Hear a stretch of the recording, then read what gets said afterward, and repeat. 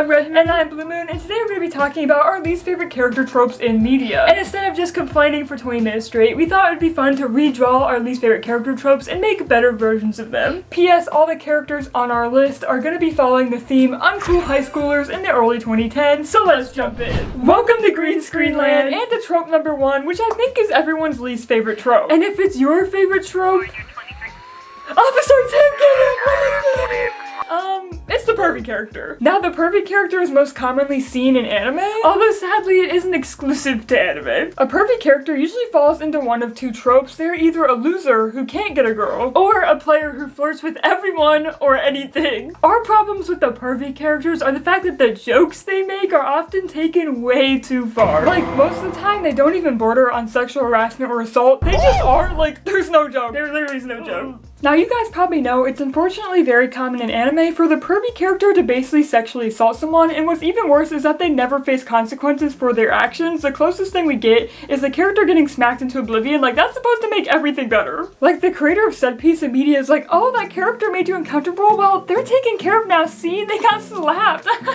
Laugh. They're all taken care of thanks to me. You're welcome. Oh, like, bro, this whole situation did not need to happen if you didn't write that creepy ass shit in the first place. I guess I just don't get it. Like, why subject us to that kind of character at all? It just feels like a waste of time and like a waste of a potentially good character. I guess a joke is supposed to be the over-the-top level of Tom and Jerry slapstick humor. Like, let's laugh at this guy getting beat up, but like the writers couldn't figure out a way to make the audience not feel bad for the person getting beat up, so they came up with a pervy character because he deserves to be beat up. We shouldn't feel bad about laughing, guys. Like, come on, laugh, it's funny. And yeah, I think if you do assault someone, you deserve to get slapped, but again, in a lot of these shows, that's the only repercussion these characters face. Which, in my opinion, normalizes said creepy behavior, even if it's not the intention. And it makes all your other characters look bad by association. The main protagonist is really just like, yeah, I know this guy makes sexual comments and sexually assaults all of our female classmates, but like, let's keep being his friend. You know, if you look past that one glaring personality trait, honestly, he's kind of a hero. Yes, I'm talking about Minato from My Hero Academia. Why the fuck is he still here? Get this bro out of the classroom. He ain't a hero. Okay, I know the author turned down his perviness like in later seasons, but I'm just tired of him. Especially considering Minato is supposedly a self-insert character. Like, the author really wrote Minato in and said, yeah, like, I kind of relate to him, you know, because he's thirsting after underage girls. Like, huh? Like, I love My Hero, but Horikoshi, who do I need to call? You need help. Also, I get that most of these shows are shonen and they cater to young boys, so it makes sense for the author to add in an everyman character that their target demographic can relate to. But to me, it's basically like the author saying, oh yeah, I know what you would do if you were here. You would be thirsting after all these hot underage girls too, just like the pervy character. I know what you're thinking. Like, can we just have faith in young boys, please? Instead of assuming like that's what they want to do. Let's not normalize this freaky shit. Thanks. Maybe it's my aromantic and asexualness showing, but I don't think every young man fantasizes about sexually harassing or assaulting someone. But I don't know, young men out there, you can speak for yourself. If you're a young man watching this video and you agree that these characters should exist, make sure you comment down below so you can get attached. Yeah. With all that being said, there are different levels to the pervy character trope. Minato is definitely at rock bottom, but he's right next to Tsuritsuka from Psyche K. And I know Psyche K does satire on common anime tropes, but I feel like with Tsuritsuka, like, I know his character was made to make fun of like the pervy character trope, but to me it just doesn't work because we still have to be subjected to him. I have an interesting question for you guys.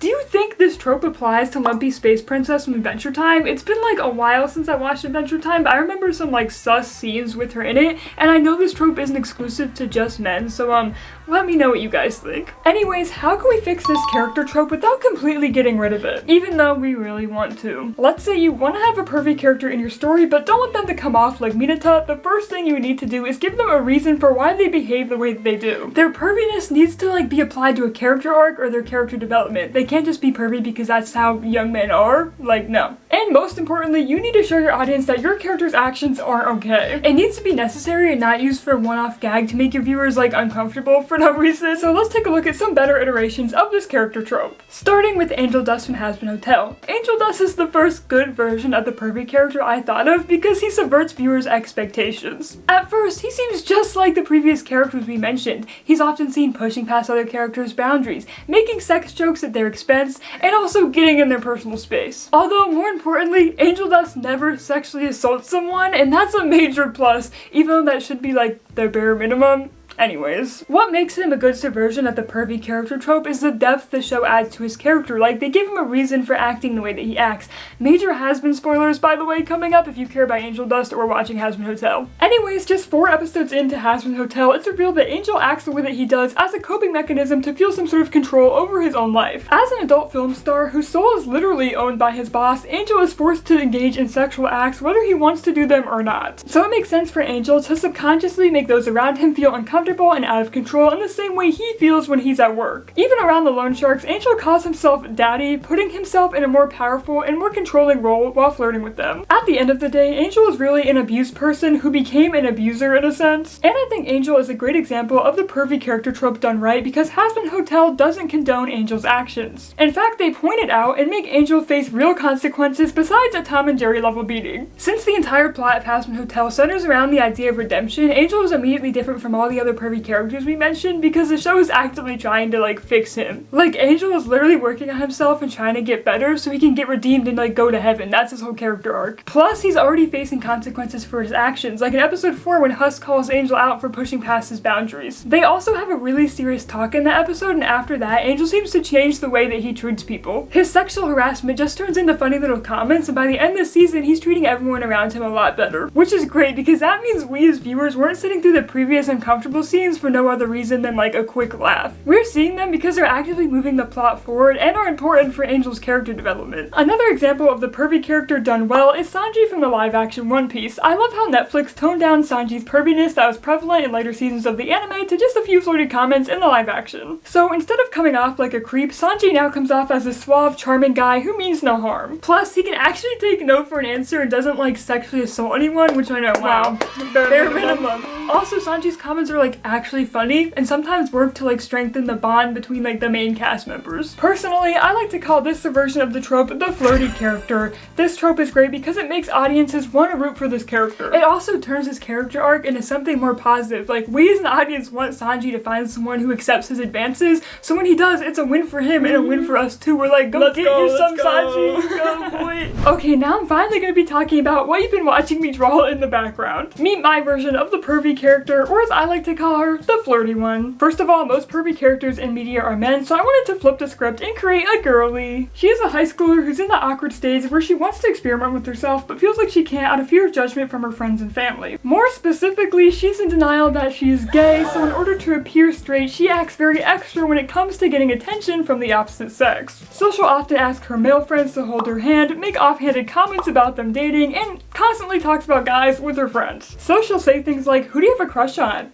Do you have a crush on Jeremy? Because I kind of do." Like, "Ooh, do you see that guy over there? He has a nice ass. Do you think he's single?" Also, she's most likely dated a few guys, and for some mysterious reason, her relationships never worked out. This may or may not be partially based on some real people I knew in high school. Yes, I was a victim of the, "Hey, do you want to hold hands? Guys, we're dating, we're dating." And yes, that person did turn out to be gay. And maybe my girl even infiltrated an only male friend group and fell into the trap of putting down other girls in order to get the guys to like her. Yeah, she's a pick-me. She's a pick-me. Anyways, her character arc would end with her actually facing consequences for her actions when she ends up accidentally hurting a girl she didn't even realize she had a crush on through her pick-me antics, which would serve as a wake-up call for her to accept who she truly is and to stop her bullshit. Okay, but let's talk about her design. I was going for a girl in the early 2010s who didn't want to commit to any particular style, so she ended up looking kind of plain. I wanted her clothes to just visually represent that she doesn't really know herself yet. I wanted her to give the vibe that she wants to experiment with her clothes and be more alternative, but she doesn't have like the money or the confidence to do so. So instead she opted for a leather jacket, some tights, a choker, and black sneakers and called it a day. Honestly, it was really fun to look back at like 2010's fashion choices. Here are some of my references. Honestly, all she needs is a black brimmed hat and she'd be Instagram ready. And I remember this choker having a literal chokehold on everyone back in the day. I also wanted her to give off like a straight vibe since she's trying to fly under the radar, so I thought giving her like long blonde curly hair, you know, a trait universally loved by most straight guys, would be a good touch. Also, I modeled the background lightly after like a typical dating simulator game. I could imagine like the dots moving in the background and the flirt text to be like clickable, like if you were like, yeah, I want to date her, and you pick her as the character you want to like hook up with. Pick her because she wants you to pick her. Yeah, she's a pick me. Pick her, please. But that's my subversion of the pervy character trope. Any name suggestions are welcome. Personally, Personally though, I thought of the name Jacqueline, and I think it's really fitting, so please pick Jacqueline. Please say Jacqueline in the comments. Now moving on to our personal least favorite character trope of all time, the twins for nefarious reasons.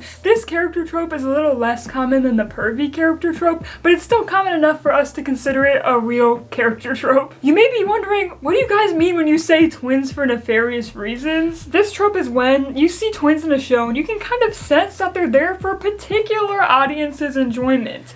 The twin fetishizers. You know, the kind of people that are liking those twin characters for like non-virtuous reasons. Now there's a lot of twin tropes we personally dislike, which we made a video about in the past, but twins for nefarious reasons is our least favorite by a landslide. If you haven't noticed already, we're twins, so we really can't stand this trope. So how do we recognize this trope? Well, these twins often appear as exact copies of each other, so we know that they're twins, because how else would we know that they're twins if they don't look exactly like each other? I guess the character designers just didn't want to think. I guess so. Also, these twins hit very interesting poses. You feel me? Or worst of all, they're actually depicted doing something romantic with each other. Or doing something completely normal that's like way over-sexualized. Not all of our least favorite character tropes on this list are exclusive to anime, but the twins for nefarious reasons are super prevalent in anime. Like Rem and Ram from ReZero, who are exact copies of each other and hit those classic weird poses. From my memory, they weren't too bad in the actual anime, but the fan art I've seen of them has scarred my eyes. Next, we got the twins from Durara, who literally kiss for no reason. Like, there's really no excuse for it, they just do it. Like, I couldn't even think of a plot reason for them to do this. Like, I mean, I guess they wanted Isaiah's like family to seem weird and like justify him staying away from his family, but could they not think of another reason, like another way they could make his family weird besides like literal twincest? Like, come on guys. It just feels like catering to people who want to see that, you know? Here's a live action example. We've actually never seen Riverdale, but we have heard that the characters Cheryl and Jason give off weird incesty vibes, especially in season 1. The cast and crew literally have called their closeness twincest, and from the clips I've seen, Cheryl and Jason do give off weird girlfriend and boyfriend vibes. Apparently it was important to the show's plot, but honestly I don't give a fuck because again it just feels like you're catering to those creepy people that want to see that. Another more recent example of twins for nefarious reasons comes from the show Oshinoko, and I'm sorry to spoil the manga for you, but I'm saving you from reading it because the twins Aqua and Ruby literally kiss! And you know, I've sensed the weird vibes from episode 1, but I was hoping they wouldn't go there, and unfortunately they did. They did, and I'm so mad because like the manga's like really good, and they just had to do that. They ruined it. Lastly, the most infamous example of the twins for nefarious reasons trope we're gonna share in this video is Hikaru and Karu from Ouran High School Host Club. And look, I know they're in a host club and they're like supposed to be catering to the people who like go to see the host club, like their fantasies and stuff, right? But it still doesn't work because we still have to be subjected to like the twincest. And not only are they catering to people's fantasies within the show, like other characters, but they're also probably catering to people in real life, the creepy people who watch it for that, you know? Plus they look exactly the same, and I have seen people who've watched the entire show still say they can't tell them apart, and the only difference really is the way their hair is parted either to the left or to the right, and that pisses me off. Okay, we haven't watched the show, so if you have a good defense for Hikaru and Karu, make sure to drop it down in the comments below. But personally, we have had people comment asking us to cosplay Hikaru and Karu with like that nefarious glint in their eyes, and I need those people to know I want you to stay far away from us. I'm glad like we're both asexual and aromantic, because if we were actually trying to date, we'd have to look out for those creepy twin fetishizers, so I'm glad I don't have to deal with that. Anyways, so how do we fix this trope? For me, fixing it is just not doing it at all. And I know we fixed the perv trope, but like I feel like there's just no way to fix the twin trope like at all. Like even if you have a reason in your story for this trope to exist, like you're still catering to those creeps who want to see it. So I feel like there's no way to like justify it. And I could totally sit here and say, you know what, I'm gonna make some twin characters, I'm gonna make them detectives. They lean into the twin trope to try like trapping some criminals in some type of undercover investigation of some sort. But no, I don't want to see it at all, so I'm not going to write it, I'm not going to make those characters. You can have a pair of twins in your story who are emotionally close and love being physically close without it giving off twincest vibes. You know, they could just be giving off like sibling vibes instead.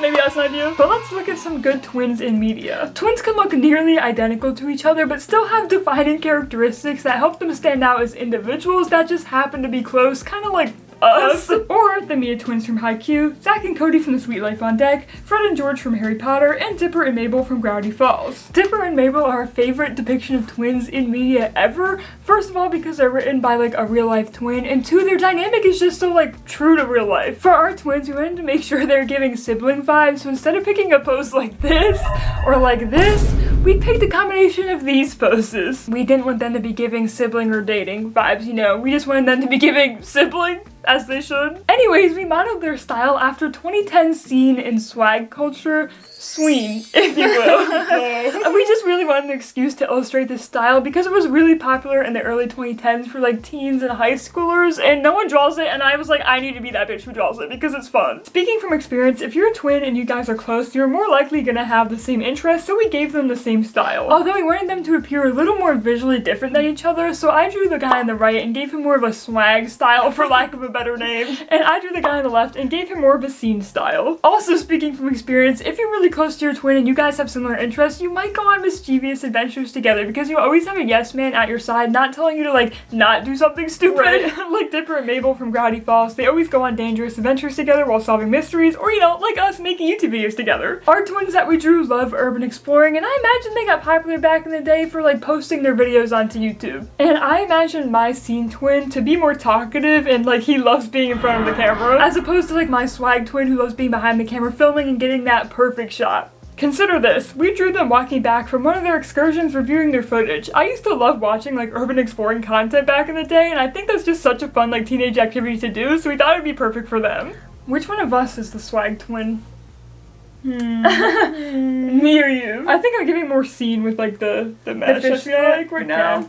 But I mean, swag. I guess it's swag. Anyways, on to talking about their fits. I noticed that a lot of swag guys try looking cool to like an uncool amount. Like a lot of people in this sort of subgenre of fashion try like following every 2010 trend like all at once. Such as wearing domo or obey merch, sagging their pants, wearing tons of chains, flipping their hats backwards, or wearing really low beanies. I gave my guys shoes with a huge tongue because that was like a staple of 2010's like teen boy culture to my memory. I noticed a lot of these people wear skinny jeans, and I'm biased and I did not want to draw skinny jeans, so I didn't. I'm sorry, but I did want to draw a chain wallet, so that's exactly what I did. I actually based this wallet off of a wallet I owned in real life in high school. I just didn't have the chain, and honestly, I wish I did. Like, I want a chain wallet. Like, why aren't more people wearing chain wallets now? I'm kind of mad they went out of style. Here are some reference photos I took color inspiration from. I tried capturing like the orangey, red, and turquoise colors that were popular at the time in my guy's outfit, and I think I managed to capture the overall vibe of this style. High schoolers trying really hard to come off as cool, but they end up coming off as like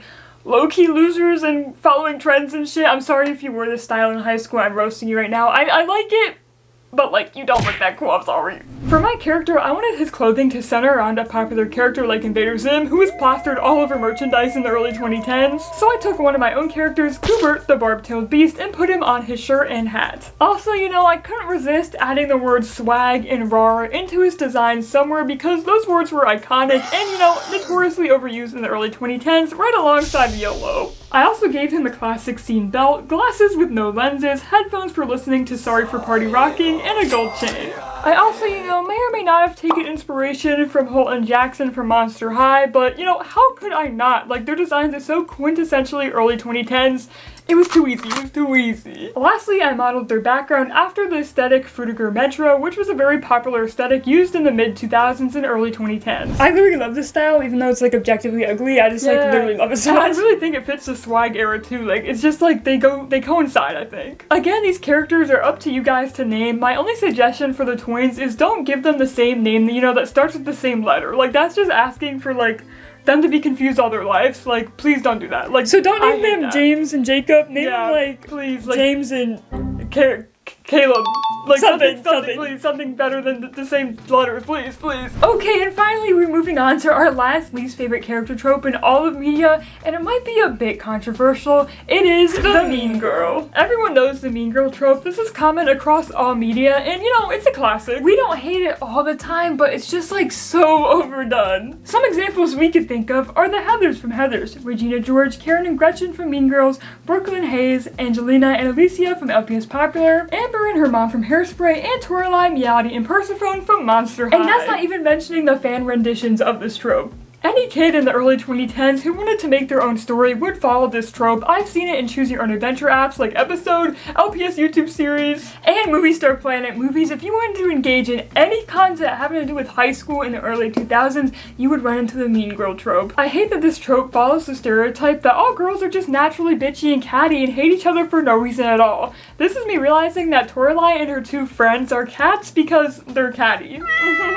You know, you get it. You get the pause. This trope is usually centered around a pretty popular girl who makes her big ego everyone else's problem. A lot of the time, these characters are mean because they are egotistical and bully people just for the fun of it. Which is fine to make a character be evil just for the sake of being evil. Not every character needs to have a sympathetic backstory, but not every character needs to be mean just for the sake of being mean either. Especially for kids in high school where this trope is the most prevalent, like they're gonna be mean for a reason, maybe they have issues at home, or they're insecure on the inside. This character is usually followed around by two sidekicks. Her little posse is usually so flat and boring, like okay, we have the one character who bends over backwards for approval and the other character who's there just because they're stupid. I've seen this 1,000 times, I swear. They just need like a little more personality. I'm not asking for a lot. Like instead of liking just shopping and boys, like maybe they could like Freddy Fazbear or something. I don't know. Like they could like Slenderman. Give them something. They could like play Fortnite. Like they could like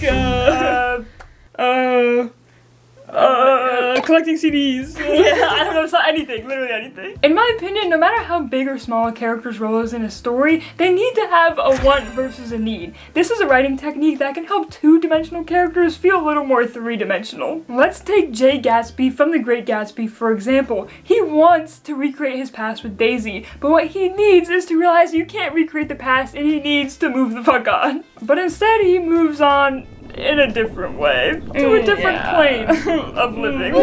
Which I feel like is what a lot of character tropes on this list miss. Like we know Minato wants to be close to women and potentially have a girlfriend at some point, but what he needs is to realize he can't get a girlfriend while he's still being creepy. Like that just doesn't work. But in the show, he doesn't have a need and he just has a want, which makes him just come off as creepy and that's it. We'll get back to this point, but also I want to know your guys' opinion on this, but I saw a few people headcanon that Regina George from Mean Girls could possibly be secretly gay, and that could explain why she's mean to basically like every other woman in the film. Like imagine she's so like deep in the closet that she's just like taking her anger out on all the women that she meets. I know in like the modern and most recent version of Mean Girls, Renee Rapp, the person playing Regina George, said she tried playing her as like gay, but that wasn't actually a plot in the movie, and I just think that's so sad because it would have made like an iconic character like more iconic and just more like up to date to like modern times. Would you watch a retelling of Mean Girls? A gay telling Mean Girls if they made it? I would you guys let a girl know. Okay, we got a little bit off track, but the last gripe we have with this trope is the fact that it just feels so outdated. Like the bullying hasn't upgraded from like the early 2000s to represent like the modern female bully. Like Mean Girls in movies are like, move loser, you're not on my level. Like modern day bullying in my experience is usually not that direct and it's usually hidden in an air of niceness. The bullies would be like, hey, do you want to be my friend? While simultaneously making fun of you. It's like psychological warfare. And if you tell someone like, hey, I think this person is bullying me, like no one's gonna believe you and they're gonna tell you that you're being overdramatic because that your bully seems nice because they're being openly like fake and condescending, but in a nice way that no one else can tell but you. Yeah. Anyways, that usually too, they pick you as a pet. Like, yeah, they're like, I choose you as a pet. I'm gonna like befriend, but it's not genuine, you know? Anyways, how do we flip this trope? Most alternative people that I know in real life are literally the sweetest people ever. I just wanted like a little bit of an excuse to like take a character trope that's like typically associated with preppiness and turn it like a little darker. This character is mean because she feels like she has to be mean. Picture this. People start attacking her because she dresses alternative, but her posse doesn't take shit from anyone and they stick together. She gained the title of Mean Girl at school because her and her friend group took down anyone that made fun of her. Allegedly, a jock made fun of her, so her twin friends lured them out to an abandoned building off campus and scared him shitless and then used the video as blackmail. They were like, if you keep making fun of her, we're gonna release this video of you being scared and screaming like a little girl to the whole school. So now that jock doesn't make fun of them anymore and they're all known as the mean kids. So as a friend group, they just decided, hey, we got famous for revenge and everyone assumes we're mean, let's just run with it. Maybe on the outside, the main mean girl seems to have leaned into being bitchy because she let the power of being feared and respected go to her head, but in reality, she's scared of disappointing her peers. She feels like she has to live up to those expectations so she doesn't revert back to being the one being bullied. So she wants to maintain her social standing by being mean to her peers, but what she needs is to realize she doesn't need everyone's approval and she already has a bunch of friends who love and care about her. her. Anyways, I can totally picture her bullying people like this. Anyways, where did you get your shirt? Kohl's? I mean, I love that for you, but like, could it be me? Derek, stop filming it, stop filming. Anyways, I shop at Spencer's. I don't think you'd like survive taking a trip to like the back of Spencer's. You got that like innocent vibe. What? I mean that in a nice way, like innocence is nice, like I love that for you, but anyways, you can sit with us at lunch like tomorrow. On Wednesday, by the way, we wear all black, so we're black. Actually, every day we wear black, so like change your whole wardrobe. Honestly, come with me to the mall Saturday, we'll work it out. Okay, see you later. Anyways, she's a subversion of the mean girl trope because yes, she is mean, but she was forced to be mean and now can't escape her big ego trip. 2, yes, she has a posse, but she doesn't treat them badly, which is also another common stereotype within this trope. I can imagine she's like the bestest friend you can have. She's a girl's girl, 100%. She is super kind to all of her friends. And 3, yes, she is famous because of her looks, but it's not because she is conventionally attractive and all the guys want her, it's because she's unique and she stands out. Okay, enough about her personality, let's talk about her design. First, I decided to make her a person of color because I feel like people of color who dress alternatively don't get enough love. Dressing alternatively or being goth isn't just for white people. I'm looking at you, Tim Burton, okay? Damn. Like, look how easy it is.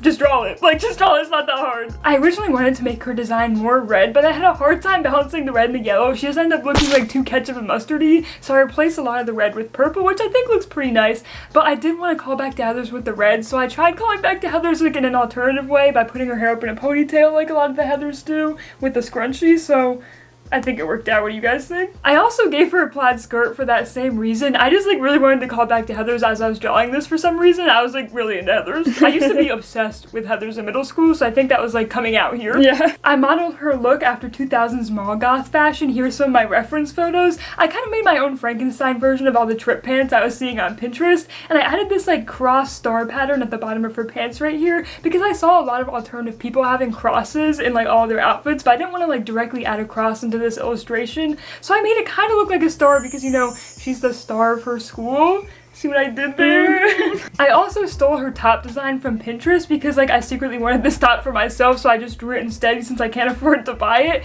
And also when I was reading the wiki on like mall goth fashion, I saw the most recent celebrity to wear like what's considered mall goth recently is Lil Uzi Vert, and I don't know why, I just think that's so interesting. Like, he slayed. I also read on that same wiki that mall goths had beef with like regular goths because regular goths thought they were like fake and poser goths because they would like shop at the malls and like not listen to alternative music, even though like they did, like a lot of them did. But anyway, I thought this would be a cool like style to apply to a character that's typically associated with like fakeness and like plasticness, you know? Like, lastly, I wanted to mention this is only my second time drawing braids like this, so let me know how I did. It made me want to kill myself because of all the detail, but I hope my hard work paid off. Let me know how I did down below. Also, I stole this font from Mean Girls, this post from Pinterest, and here's her in her final glory. But that's gonna do it for us. Do you agree or disagree with the changes we made in this video? Also, once again, you get to name any of these characters in the comments below. Let us know some name suggestions. Also, this is our first time using a green screen, so let us know if it looked really fucking ugly. We're learning. We're still learning how to light it. It was really hard. We're amateurs. Anyways, just remember to dream is to expand your imagination and to create reality. Anything's possible and things don't have to make sense. See you in our next video.